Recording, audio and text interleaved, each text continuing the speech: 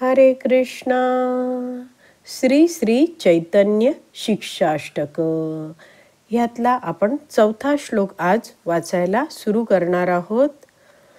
तर हे जे हरिनाम भगवंतांनी दिलेलं आहे आपल्या दिव्य शक्ती त्यामध्ये घालून, तर असं हे मी भगवंता हरिनाम घेतो आहे, तर त्या हरिनामाच्या बदल्यात मला तुमच्याकडून काहीही नकोय. तर काय काय नकोय हे या 4थ्या श्लोकात चैतन्य महाप्रभू लिहित आहेत, आणि काय हवं आहे तुमच्याकडून हे त्याच्या 2ऱ्या ओळीत लिहित आहेत. वाचूया.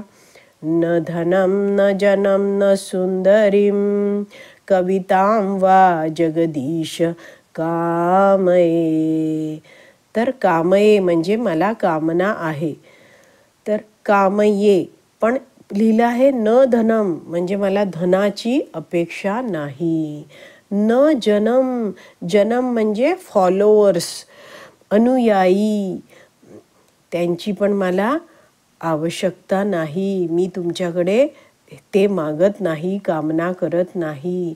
न सुंदरीम, सुंदर सुंदर स्त्रिया मला प्राप्त व्हाव्यात अशीही माझी कामना नाही.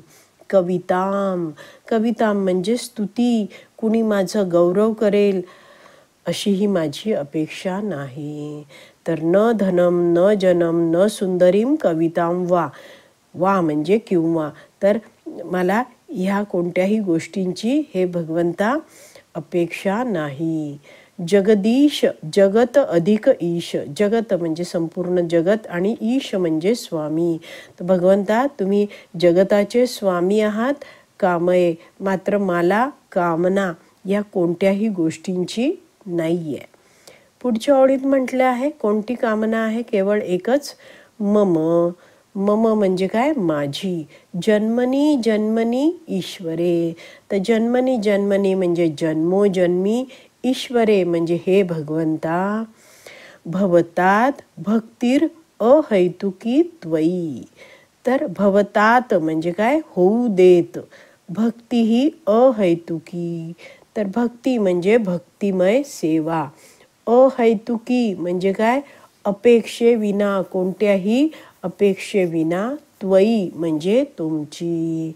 तर मला भगवंता जन्मोजन्मी केवळ तुमची कोणत्याही अपेक्षेविना भक्ती करायला मिळू देत.